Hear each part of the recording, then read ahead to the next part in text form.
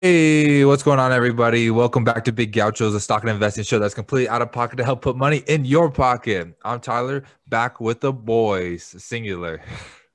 Yes, sir. What's up, Big Gauchos? It is Big Gaucho Dave. We are back indeed. Austin could not make it today. He is in Zimbabwe on a missionary mission. So hopefully things are going well with him. We'll check back with him on Friday.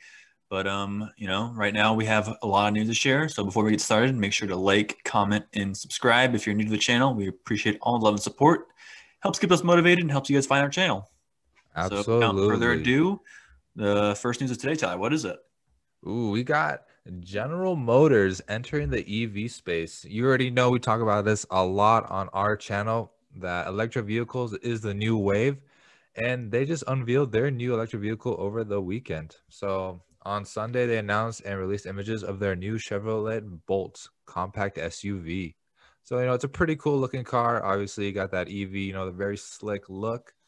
And as of now, they're saying that it has a range of 250 miles per charge, and they will have a base cost of $34,000. It's important to note though that this $34,000 cost is taken into account a $7,000 tax credit that has not officially been passed yet. It is called the Green legislation that was just proposed by Democrats on, I believe it was Friday. Mhm. And if this were to pass, which it probably will, just because the Democrats control both chambers of the Congress, then it would give $7,000 tax credit to GM, Tesla, Ford, and really any EV automaker Lordstown for up to Motors. 400,000 vehicles. This is going to help reduce like consumer cost and really help people out and try to promote the EV vehicles instead of diesel and gasoline powered. Oh yeah, 100%. Yeah, General Motors has a goal for producing only EV vehicles for 14 years from now. So in 14 years, all that General Motors will be making is electric vehicles. So that's a pretty big step. Obviously EVs is still a pretty new field, and there's not too many of them out there right now. It's about 2% of the market cap and market space, correction. And worldwide, it's about 3%. So you got about 97% of the market that still needs to be tapped in. And I still see a lot of potential and a lot of room for growth for all these electric vehicle companies, especially Lordstown Motors. But we're not really focusing on them right now. It's more about General Motors because they're a lot bigger. They got a lot of capital, and they're going to try and make it happen as well. I think they'll do okay, especially with their 14-year goal. I think it's a pretty substantial amount of time for them to come out with better models, newer models, and more appealing models for the people. Because right now, you really only see Tesla, and I feel Mhm. like people want to diversify. Get something more maybe cost efficient, or get a more miles per charge or whatnot. But I like it. Yeah, I think it's a good step in the right direction for GM. I think the range is kind of a little bit low. I feel like they need to try to get that up a little bit. Mhm. And also, I feel like the model, it just looks kind of stupid. It looks like a Prius, kind of, in my opinion. Like, it doesn't look cool at all. You're not wrong. It's not. They're not really going for too much of like that sporty look like Tesla has, or that like Cybertruck that Tesla has, or even the Endurance like big pickup truck. This is kind of like their updated version of like you said, a Prius. Nothing too special about it. Just small and straight up to the point. And hey, some people like it for their simplicity, but others might not. It could hurt them in the long run. Definitely. So, do you think General Motors is going to be able to beat Tesla and take their market cap and, shoot up to what was it, like $850 billion market cap? Something like Not anytime soon. I think Tesla is a pretty well known brand for what they are. I definitely think it'll take a couple years for GM to really get up there, but they're also a really big brand and they have their own following. So I'm sure they'll be able to take some market space from Tesla. It won't be easy and it'll cost them a lot of money, but I think it's just such a new field and that so many companies are getting into this that Tesla is definitely going to have to give up some of their market share. Definitely. I mean, I'm taking the opposite approach. I think this is the end of Tesla. GM's gonna take over Tesla and just completely dominate the EV field. Once they get their Cadillacs to EVs, Cadillac Escalade, that's gonna be pretty cool. put that baby in usually it's terrible for gas mileage, but if it's an EV, you just start powering down. It's a cool car, and it'll be green and very, efficient for the economy and for the environment. Yeah, definitely. I think General Motors is starting small with the Prius looking car, and then eventually they'll start moving up to their like higher brands. Like maybe you will see our first EV Corvette in a couple years, or like you said, EV Cadillac Escalade. Like who doesn't like those cars? And obviously, even right now with the new model that just came out, everybody wants one. So just imagine the next year or two when the EV version comes out, how much that'll cost and how efficient or effective it's going to be. So definitely something to look forward to. And General Motors has a plan, for the future, given by big gauchos themselves. Yeah, they were going to get into a deal with Nikola, but then, Nikola was found out to be fraudulent back in, I think it was like October or November. Mm-hmm. So now GM is kind of doing their own thing, and it's probably for the best, honestly. Nikola was trash all along. If you invested in that, I'm very sorry that happened to you.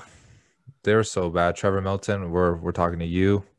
You made out with the money, so we can't really complain. But yeah, your company is just garbage. So just never invest in Nikola, and definitely invest in Lordstown Motors because they also acquired a GM manufacturing plant from them. So, yes, sir, in Ohio. Yeah, in Ohio. So, a little hand in hand, but enough of that. I always have to poke my head around that because I'm the CEO. But General Motors, what do you think, Dave? Is it a buy, sell, hold? What are we thinking? I think it's a buy. I think they have a good plan for the future, and I think they're going to capitalize on it. And I think they are one of the few automakers other than Tesla, like the long-standing automakers other than Tesla Tesla's not really the long-standing automaker, but like the ancient automakers. I feel like GM is probably in the best shape. Definitely. And I'm with you. I think it's a buy if they're really able to, update their designs and come out with some pretty high-end models, like productivity wise, they'll be okay. So it's a buy. Thumbs up. I think it's a buy too. And hopefully they do amazing. They can prove everyone wrong for being bailed out in 2008. But what's this about Robinhood CEO? Oh yeah, what's his face? Vladimir Putin. He has made a mistake. He was on the All In podcast last Friday, and he admitted that Robinhood could have communicated the situation a little bit better to their traders, and it ultimately cost him basically his reputation. I think a lot of people have transferred their funds. I know you have personally, Dave, and I'm also looking into it to get out of Robinhood and put their money where they believe that it's safer and that there is free trade. And we know that on February 18th, he will be testifying along with the CEO of Reddit, Citadel Securities, and Melvin Group. So I think he's trying to, get out as much information as he can to even admit that he was wrong. So the punishment from what's going to come, hopefully, if there is one, is less severe. He's trying to make amends to all the people that he made mad, admitting that he was wrong and that they should have, told them a little bit more about why they're doing all these things. Because he was saying that it was a situation they were in to reach deposit requirements. I didn't really look into it too much, but I didn't really know what that meant. But it's I'm not really buying his excuse or his reasons for this because it's still really out of nowhere and he cost a lot of people money. So I'm looking forward to the 18th to see what his punishments are or how this will all go about. Yeah, I don't think I really believe it too much either because it wasn't just Robinhood that shut down trading. It was a bunch of other brokerages combined. So I think there was some sort of conspiracy to stop the trading so that people wouldn't destroy these hedge funds. And I mean, even though they kind of did to a certain extent, Melvin lost was like 53% of their capital in 1 month or something, which is pretty absurd. But if that didn't happen with the shutting down of the brokerages, I think they probably would have gone to zero, and they probably would have had to default because they probably wouldn't have the funds to pay off their short position. Mm-hmm. But yeah, I think Robinhood lost a lot of their credibility. They've been known for the past couple of years as being the one who's really started mobile trading and kind of brought that to the forefront as a brokerage. And no fees attached to it too. Yeah, they really changed the field, and a lot of brokerages kind of followed suit, and they dropped all their fees for trading, at least for common stocks, which is a really good thing because those fees suck and they just cut into your profits. Um, but I think that I've been hearing, and I haven't really done my research too much into Robinhood because I'm just done with it. That with their option trading, they kind of mark it up a little bit. They don't give you the best market value if you're trying to buy an option or sell an option. They give you a less good option market value, and they take the profits. That's what I've been hearing. I haven't really confirmed if it's true or not. But yeah, I moved away from Robinhood, and I am on a different service now, and I like it a lot more. Yeah, well, it's up to you, Dave, if you want to drop the name, but yeah, Nah, definitely. they're not sponsoring us, so we don't have to drop the name. Yeah, we're not sponsored yet. We'll definitely send them an email and they'll get in contact with their people, with our people, and see if we can come up with a sponsorship. But till then, we do not condone trading through Robinhood. So try and find other alternatives. There's a bunch out there. Trust us, we found them. And we recommend you guys doing it too to be safe. We don't want to have this repeat again because GameStop and AMC, since their big uprising, are down more than 50% each. I think Mm-hmm. GameStop's looking around like $50, and then AMC is still around 550, almost 6. And they were at 19, and then what? GameStop was at 400 at one point. So It was like 450 or something at their highest. yeah, like we've seen it. A lot of people have lost a lot of money. It's affected people, and I definitely think it should not go unpunished. If it was fair, if everyone decided to sell on their own free will, then it'd make more sense. But since there was some market manipulation, if I do say so myself, there needs to be some type of consequence. Yeah, I think what really happened with the GME AMC short position was like a multi-factor thing that really happened in the end. I think the most important aspect about it is it's different in the sense that you just have a bunch of retail investors coming together and buying up their own shares. So there is no unity per se because everyone else is, out for themselves. They may be saying on Reddit, diamond hands, diamond hands, diamond hands, but as soon as it jumps up 20 or 200%, they're probably going to be tapping out. That's going to give the opportunity for the shorts to close their positions. And also, I think this trading did have a pretty large effect, but I think the bigger effect is that there's not one institution that really is holding all the shares. Because if you had one institution that held like 40 to 50% of the common stock, then that would have pretty much forced the short squeeze to happen because they would have had such a large stake in the company. But that didn't happen. But with that being said, I still think there is possibility for a short squeeze. I know the shorts position that was posted on a bunch of websites has decreased quite a bit, but it's still pretty significant. It's over 20%, which is still a lot. That's a big short position. It just isn't like 120% or whatever like it used to be, which is absolutely absurd. But 20% is still a crazy amount. So I think there still is a possibility for a short squeeze. If there is no short squeeze, though, I think GameStop may be a dead mission, at least for the next 10 years.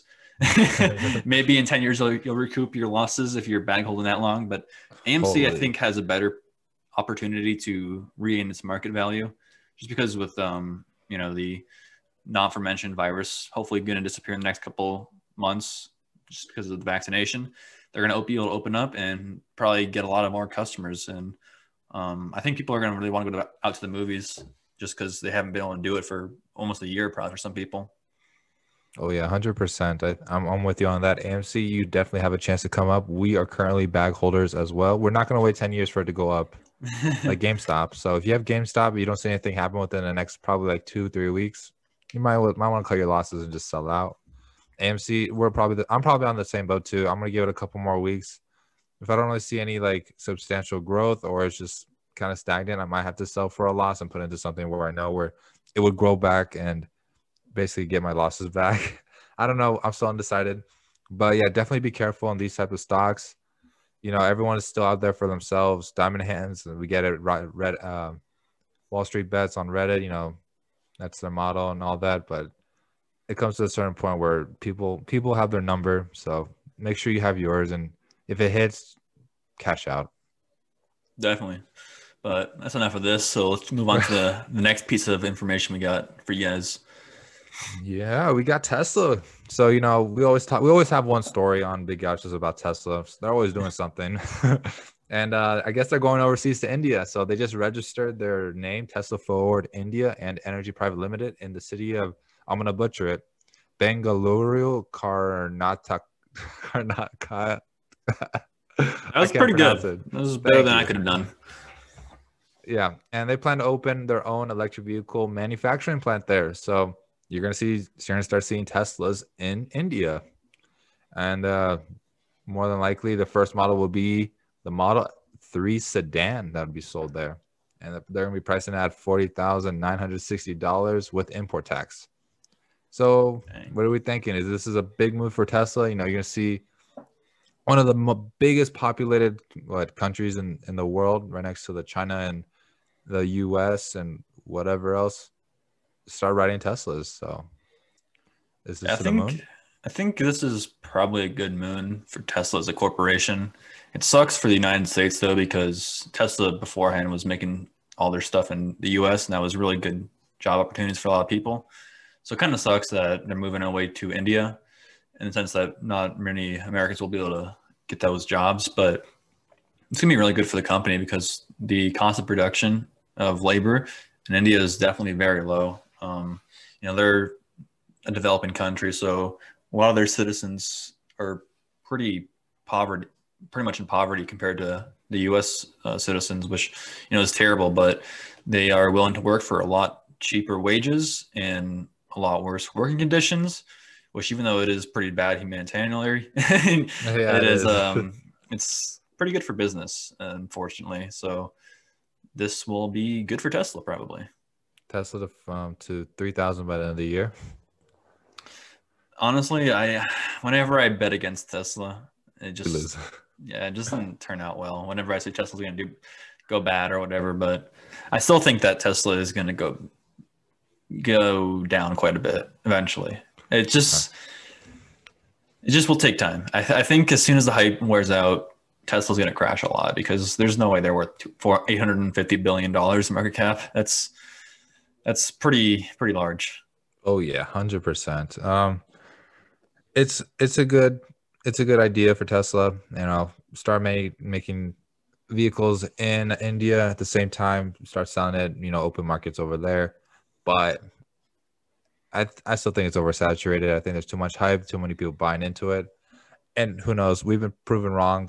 But I think if you got Tesla at a really good price, I say hold and see what happens because you could probably afford to lose a little money. If you have money you want to burn in like a suitcase, you don't really care what you do with it. Put it in Tesla because it could go to the moon. And if you're kind of on a budget, you don't want to take that much of a risk, don't put it in Tesla. That's my advice for you guys. Yeah, I wouldn't put anything into Tesla right now just because it's really, really high.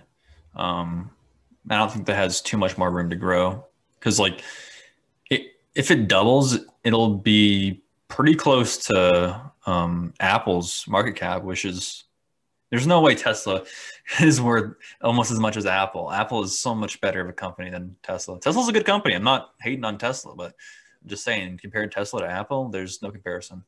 Oh yeah, and I want everybody to know that we love Tesla, we love Elon. Like the company itself, it's great. We all want to own Teslas one day, but just on the business standpoint of it and like how it's performing in the market, it's kind of rough to look at because it goes against everything at least we stand for. Yeah, no, I agree. So, from both of us, Tesla is not a buy. No, hold or don't buy. And Elon, if you're listening to this, out of the 1 in a billion chance, send us some Teslas, any model, sponsor us, and we will tell everybody to buy. Yeah, I guess we will. Maybe we'll have to disclose that if we do. But we got some information coming from some brewing companies. Battle the There beers. is there's a battle of the beers taking place. So Anheuser-Busch is taking Constellation Brands to court for trademark infringement because Constellation Brands launched a new seltzer last February, so last year, called Corona Ooh, I don't know if I should say the word. I guess it's too late at this point. The Hard C seltzer. word, yeah, the hard seltzer with the C word. It's a popular beer. It also has the same name as some really infectious virus that's taking place right now. So we should call it the C beer. Uh-huh. So this is a little bit tricky because this lawsuit is really complicated, and I think it's going to take a lot of really knowledgeable legal scholars to figure it out because I didn't really understand it very well, and I don't think a lot of lawyers are going to understand it, but someone has to figure it out in the end. So, but what's essentially going on is Constellation Brands owns the right for the C word in the United States, but everywhere else in the world, Anheuser-Busch owns the rights. I don't know you could really do that, but I guess you can. I guess what happened was Anheuser-Busch was kind of they had a monopoly, so they had to sell off some of their brands to other companies, and they sold off the C word along with Modelo.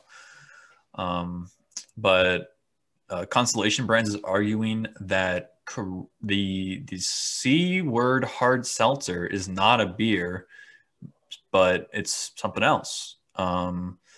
And Anheuser-Busch only owns the right to use the C word as a beer, not as anything else. So I guess the main question these companies and lawyers are going to have to argue and figure out is whether a seltzer is a beer or not. And honestly, I have absolutely no idea, and I don't really care because I hate seltzers. So it's kind of irrelevant for me. Oh yeah, this is a mess. So I read the story and I got confused, to be honest, when I was reading it, the article. I sent it to Dave. I told him to take care of this because I know how much he loves doing stuff within beers. Like he Yeah, loves the brands, yeah, and like I remember you talked about investing in like one of those companies that owns a lot of the beers yeah. I or used to, previous. yeah, I used to be a shareholder of Anheuser. I sold it a while ago though. I think I made like 40%, so that was pretty nice.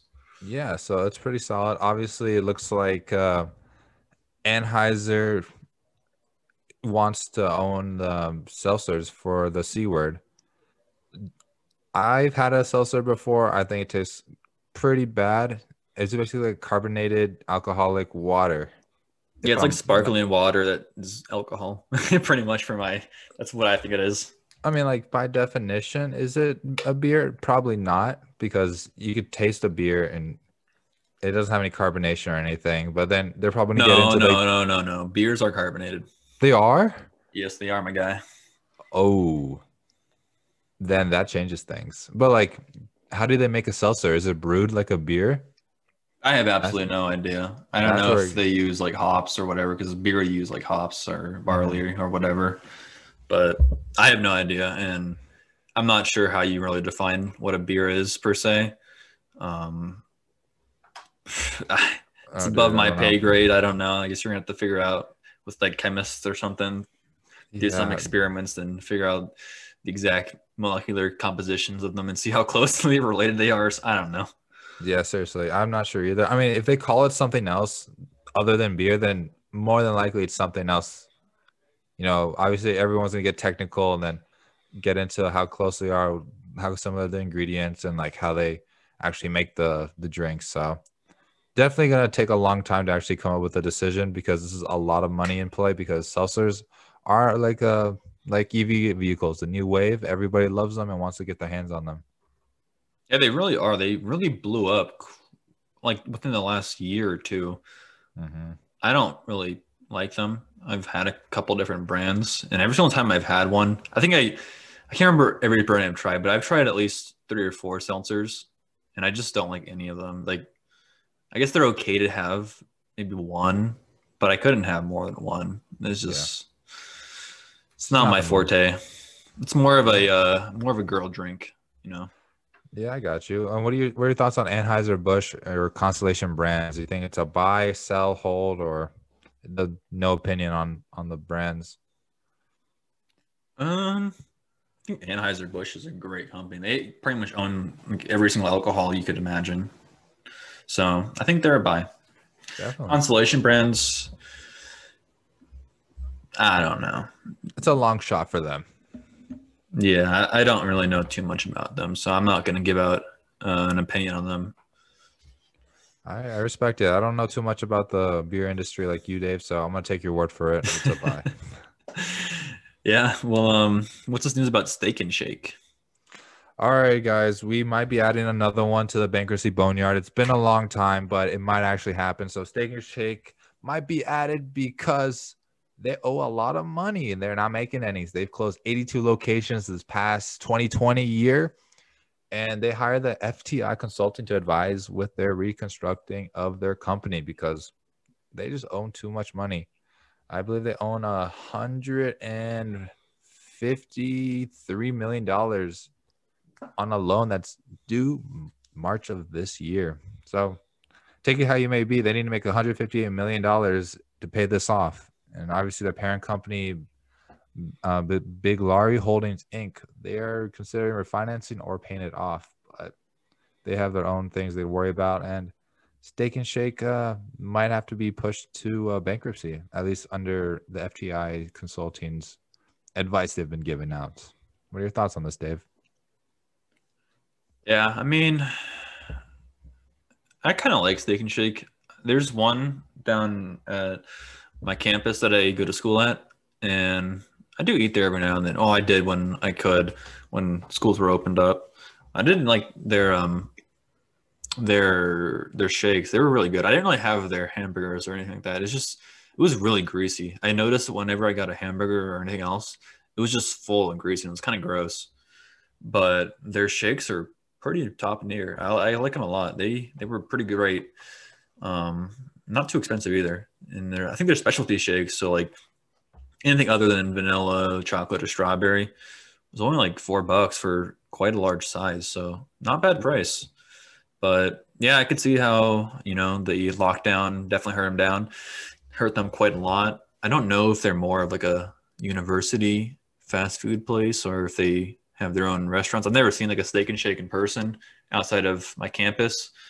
So if they are only for like universities and stuff, then yeah, they're probably screwed because they've been closed down and they will be closed down probably for the remaining spring semester and maybe even to the fall semester. Yeah, I thought they were more of like an East Coast thing. I didn't really see them too much here because there's In and Out's kind of a big competitor. I think In and Out's like more of a West Coast thing, and Steak and Shake's like an East Coast thing. Don't quote me if I'm wrong, but I was in what's it called? Uh, New York? Not New York. It was down south, Georgia, Atlanta, Georgia, where I had my first Steak and Shake like burger and whatnot. I thought it was the coolest thing ever because I've never seen one. But yeah, I mean, if you owe $153 million and you have till March to pay it off, and you're not making money, definitely might have to be put into bankruptcy till you restructure and get another loan or some figure out a way to pay it all off. It sucks, but it's the cause of the virus, unfortunately. A lot of big retail stores have been taking hits and fast food restaurants. So Definitely. So Big Larry Holdings is probably not a buy on this news. I would say mhm. it's definitely get out of there right now unless you want to YOLO and maybe pull off a hurt situation. But other than that, do not get in there. No buy. But we got to check out these biggest winners and biggest losers. So hit that soundtrack. All right. All right. All right. Ooh. So the biggest winners, what the heck is number one? Wanong Net Tech. They basically do online retail for food products. It's a Chinese company. It's kind of like the what's it called? Food and Amazon. You basically just order groceries, I believe, or retail stores just order products from them and they deliver. They went up 102%. I think they just came out, became publicly traded what, like a week ago. So that's that, I guess, mailing food is the way to go. Interesting. Yeah, I guess it probably is with the whole pandemic in China that probably, I know they were really strict about it. So I'm sure that online food shopping probably exploded. Hmm.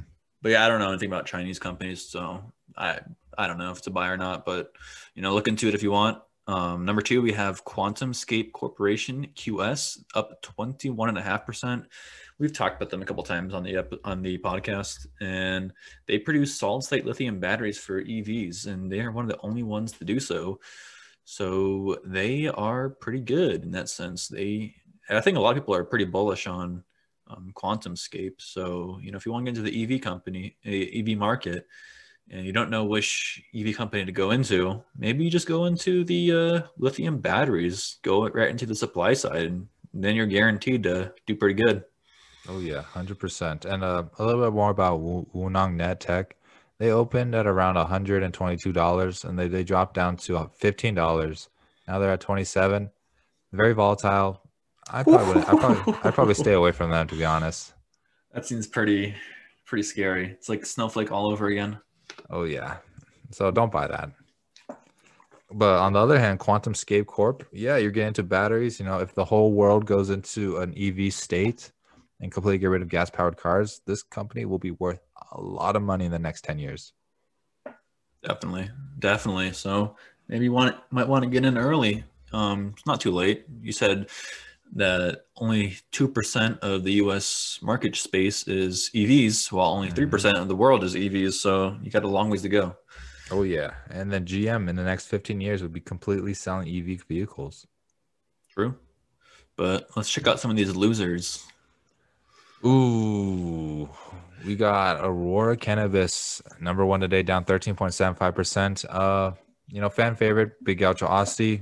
He's doing his mission right now in Zimbabwe. He's invested, and I know he's feeling it, but we all have those off days, and yeah, it's big loser again. I think that's back-to-back big losers for them. Yeah, they got pumped up quite a lot from Wall Street Bets on last Thursday, and they took a pretty big hit on last Wednesday, and they took a hit on Thursday and another hit on Friday. So they're getting hit back to back. So we'll see what happens on Tuesday, the day you guys are watching this, and we'll see if Aurora is going down even more. They're going to bounce back up. What the heck is number two? Well, basically, the title is Surveymonkey. It's basically a company that gives out surveys and helps gather information and statistics and all that through populations. Yeah, they're down 13.39%. But if you look at their analysis on Robinhood, they're a buy. So I guess everyone wants to find some type of information on something, get people's opinion. So Surveymonkey, could it be a sleeper? It could potentially be, but they are down 13%. So do some research on that, and maybe you could buy the dip. Definitely. But if you don't want to buy the dip on any of these companies because maybe they're not looking too appealing, maybe you want to check out some of our sleepers. So let's check them out. Sleep. Oh, what do we got here? Number one, Invesco Mortgage Capital, IVR. So I think we've talked about them. Wow. When we first started doing Big Gauchos, basically they're an investing company more on like real estate and big commercial buildings and mortgages overall. And I personally put them on there because I think we're both personally invested in it. And the reason I put them on is because of the amount of dividends they give out. Their yield is about 7, almost 8%. I think they give out I think they're almost at 8 cents per share. And they have been climbing these past 3 months. They were pre-virus around 50 cents. Then they dropped down to 2 cents. Then they raised it up to 5 cents. Now they're at 8. So I have a feeling that if you buy in them now when they're low, A, over time they'll go up as a stock price. And B, I feel like they'll also increase their dividends. So that's my kind of sleeper pick of the day. All right. I like it. Nice little boomer stock. Yeah, of course. Can't go wrong with it. You got to have some type of protection. Yeah, what's number two here? Number two, we have Fireeye. Basically, what they are is a company that comes up with cybersecurity solutions. They're the ones that protect computers or any type of software. They basically encrypt it and keep people that are not welcomed, from any type of hacking. And I think now that we're going into a phase where everything is mobile, everything's online, everything has some type of connection through internet, that having proper security is a must. And I was looking at Fire and their overall spreadsheet, and they have been increasing in revenue pretty substantially every quarter. I think they're at around like 150 million a quarter. So I definitely think the revenue's coming in. They're almost profitable, so it's a buy on my book. All right, and then number 3 we have GM. We talked about them quite a bit this episode, so we don't need to harp on them too much longer. But they're probably going to be pretty good for the long term. Short term, I think they're also pretty good. So I think they're pretty good buy in general. So check out some of these sleepers. But right now we got a little word from one of our sponsors, Anchor. So let's hit that the sponsor ad. Ooh, thanks, Anchor. We love you. We love Anchor indeed. We have no new additions to the Bankruptcy Boneyard. We probably will have a new one coming up in the next couple weeks, maybe with Steak and Shake. But now let's go to the Dow game. Oh man, Dow game. Who won on Friday? So on Friday, you won actually. Yes, sir. We back. I'm at last place with 45. Canal's in third place with 49. Austin's second place with 53, and David's still the king at 58. He's been holding to this lead for probably about 5 months now. Yep, and we already came up with our predictions ahead of time, so I don't think anyone changed their numbers yet. But as of right now, I am going with 31,600. Austin is going with 31,458. Canal is going with 31,300, and Tyler is going with 31,200. So we'll see what happens on Tuesday evening to see who wins. Yeah, honestly, the market's still at all-time highs, and I still have no idea where it's going to go. It's honestly a coin toss at this point. It's either going up a little bit, down a little bit, or not even moving at all, just staying stagnant. So Dow Jones, do me right and get me another dub. I definitely agree. But that's it for the Big Gauchos tonight. So thank you all for watching. Tyler, want to hit that disclaimer? Yeah, thank you all, Big Gauchos. Quick disclaimer, because we love disclaimers. Everything said on this podcast is our opinions from our experiences. With that being said, please do your due diligence and invest safely, Big Gauchos. Know what you're putting your money into, because we're not liable for any lost gains, and we're directly liable for all, major gains, because we love to make money with y'all. And we'd love to thank every one of you guys that watches us, because we broke 10,000 views all time. Another big milestone. Let's go. And next one we're going to be striving for is 50,000. Hopefully we get that within the next year. And then can't wait to see where that takes us. And Dave, let the viewers know our amazing Instagram. Yeah, so the Instagram is at Big Gauchos. Come over and check us out. We got some pretty good content coming out every day. You can also check out our TikTok, Big Gauchos. We post some pretty awesome stuff on there as well.